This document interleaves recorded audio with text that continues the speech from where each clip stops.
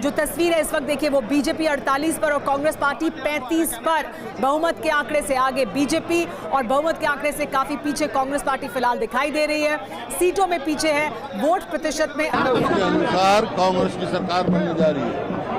रुझान बीजेपी की तरफ नजर आ रहा है। नहीं वो तो अभी 2 राउंड 3 राउंड हुए हैं, और जितने रिपोर्ट जाती है उतने सारा जो खबर आई है कांग्रेस की बहुमत आ रही है। 10 साल के बाद क्या कांग्रेस पार्टी उत्तर भारत में वापसी कर रही है? 10 साल के बाद? हाँ, 10 साल के बाद क्या कांग्रेस की सरकार बनने जा रही है। जो ट्रेंड सर चल रहे हैं उसमें बीजेपी खेमे से कहा जा रहा है कि बढ़त बनाएंगे। कहीं नहीं बढ़त बनेगी। आप देखना नतीजा है, कांग्रेस का जो ट्रेंड आ रहा है वहाँ कांग्रेस का ज्यादा बहुमत आ रहा है। हजारों लोग नारा लगा रहे हैं भूपेंद्र सिंह हुड्डा जिंदाबाद मुख्यमंत्री के तौर पर आपको देखना चाहते हैं।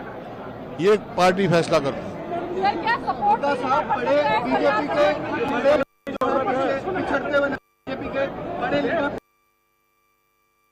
सरकार बनने जा रही है भाई। सर आपको किसी अलायंस की जरूरत पड़ेगी या कांग्रेस एबल टू? यानी कांग्रेस अपनी मेजोरिटी लाएगी। फुल फ्लैग मेजॉरिटी वाली कांग्रेस की सरकार बनेगी, पूरी उम्मीद है आपको? हाँ, कह तो जगह कितनी बार कह रहा हूँ। Sir credit goes to Rahul Gandhi and Bhupendra Singh Hooda ji only. Credit go to party, Rahul Gandhi ji, Mallika खड़गे ji, Priyanka ji, all leaders of the Congress. So what's your And priority, real credit goes to the people of Haryana. Sir रुझानों में काफी what will be your priority sir after the form government?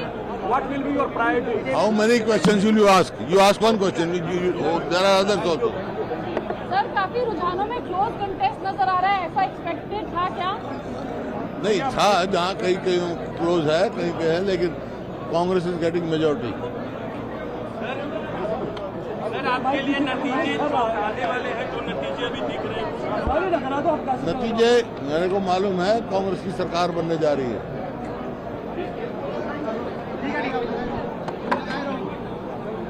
अरे कहना कि कांग्रेस को बहुमत मिलेगा, सरकार बनने जा रही है, लेकिन इस वक्त अभी जो तस्वीर दिख रही है उसमें कांग्रेस पार्टी बीजेपी से पीछे दिख रही है। उनका ये कहना है कि ये मालूम था हमें कि कहीं कहीं पर टक्कर है, कांटे की टक्कर है, कुछ सीटों पर आगे पीछे होगा, लेकिन भूपेंद्र सिंह हुड्डा अभी भी इस बात पर बने हुए हैं कि कांग्रेस पार्टी को बहुमत मिलेगा और वो सरकार बनाएंगे। उन्होंने शुक्रिया भी अदा कर दिया सभी लोगों का, हरियाणा की जनता का भी, कांग्रेस पार्टी की लीडरशिप का भी, लेकिन एक एक करके आने को सबको देंगे ऐसा बोल रहे हैं।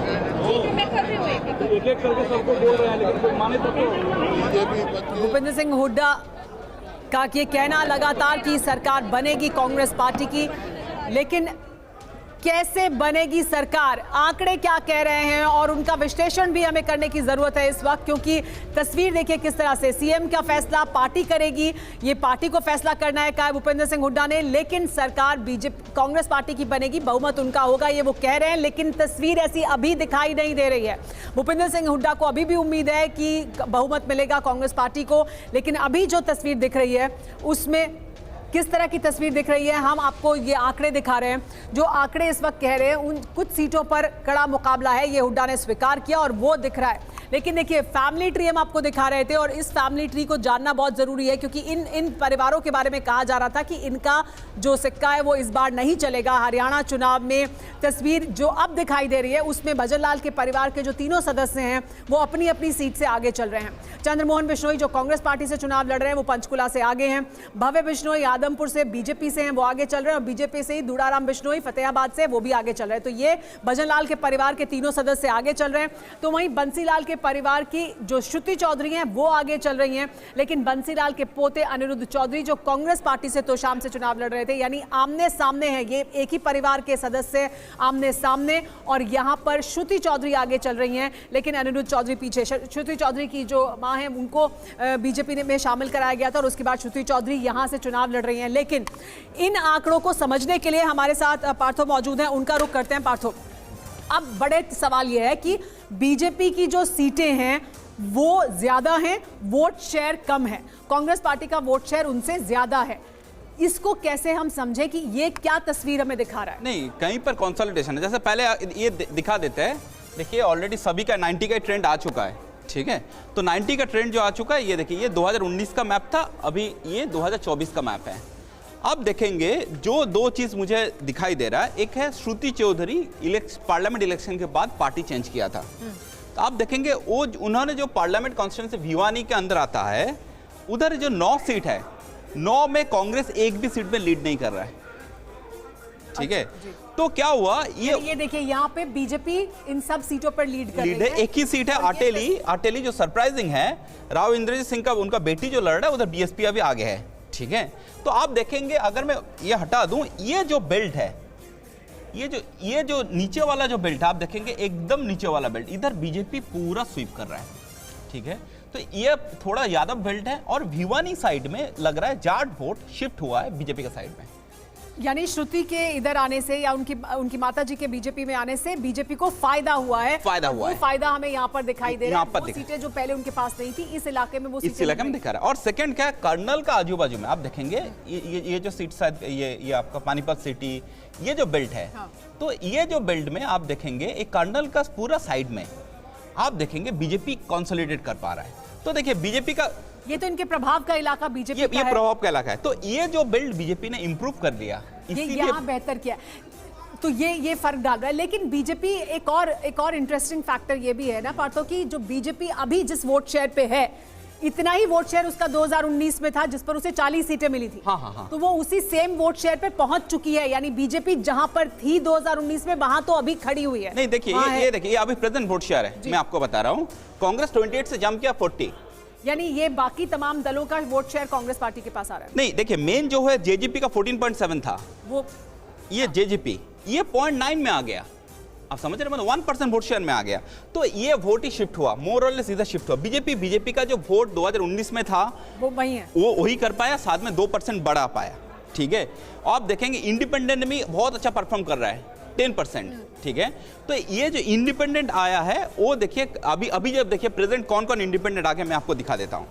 ये देखिए, एक ये वाला इंडिपेंडेंट आ गया है बहादुरगढ़ में, राजेश जून जी, ये क्या जाट है, ठीक है।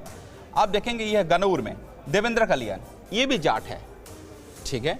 आप देखेंगे ये वाला पार्ट है चित्रा सरवर, ठीक है, ये तो कांग्रेस का ही मोरलेस डमी कैंडिडेट था, मतलब उधर कैंडिडेट नहीं दिया। तो क्या है, ये बेल्ट में ये जो कर्नल साइड में जो जाट वोट है, ये कांग्रेस कंसोलिडेट कर नहीं पाया।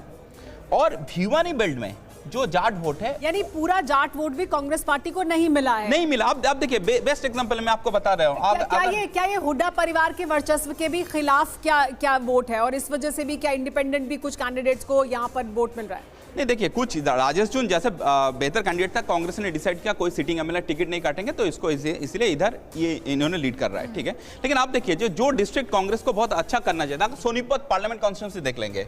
सोनीपत पार्लियामेंट कॉन्स्टिट्यूंसी में 9 सीट में अगर देखेंगे, कांग्रेस सिर्फ 1 सीट में आगे है, ठीक है। आप देखेंगे ये सब सीट जीता हुआ है। आप देखिए, आपने हिसार जीता था कांग्रेस ने, हिसार सीट पार्लियामेंट में कांग्रेस जीता था। अभी देखिए इधर सीट टैली में भी देखेंगे बीजेपी 3 में आगे है।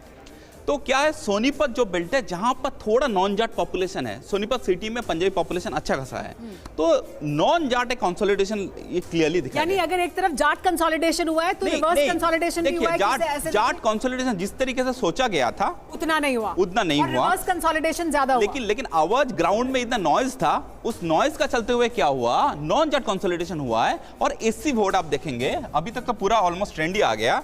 तो एससी वोट अगर देखेंगे, मोर देन 20% कितना सीट है, आप देखेंगे 47 सीट्स है हरियाणा में, जहां पर एससी वोट है 20% से ज्यादा है जी। सीट टैली में देखेंगे 22।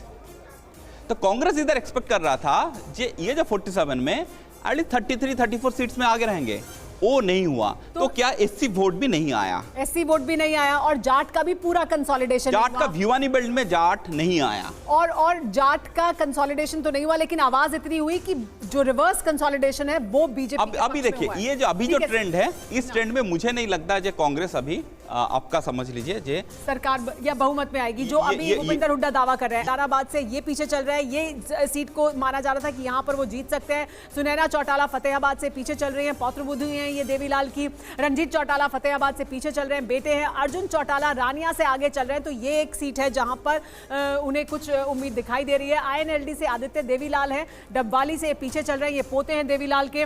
कांग्रेस पार्टी में है अमित सिहाग, डब्बाली से ये आगे चल रहे हैं, ये भी परपौत्र हैं। और जेजेपी से दिग्विजय सिंह चौटाला डब्बाली से पीछे चल रहे हैं, परपौत्र हैं। तो यहाँ पर सिर्फ 2 सीटें, डब्बाली और रानिया। अर्जुन चौटाला और अमित सिहाग, ये 2 लोग आगे चल रहे हैं देवीलाल के परिवार के इन तमाम सदस्यों में से। तो ये जो परिवारों की सियासत है, ये जो विरासत की सियासत है, उसमें जेजेपी और आईएनएलडी पिछड़ते हुए दिखाई दे रहे हैं। लेकिन श्रुति चौधरी आगे बढ़ रही हैं, उनके जाने से बीजेपी को फायदा भी होता हुआ दिखाई दे रहा है। ये फिलहाल हरियाणा के जो आंकड़े हैं वो बता रहे हैं। लेकिन हरियाणा की तस्वीर बदली है और पार्थो हमारे साथ मौजूद हैं, तो वो ये कह रहे हैं कि जो अनएक्सपेक्टेड था, जो उम्मीद नहीं की जा रही थी, वो तस्वीर अब हरियाणा में बनती हुई दिखाई दे रही है। एग्जिट पोल से बिल्कुल उलट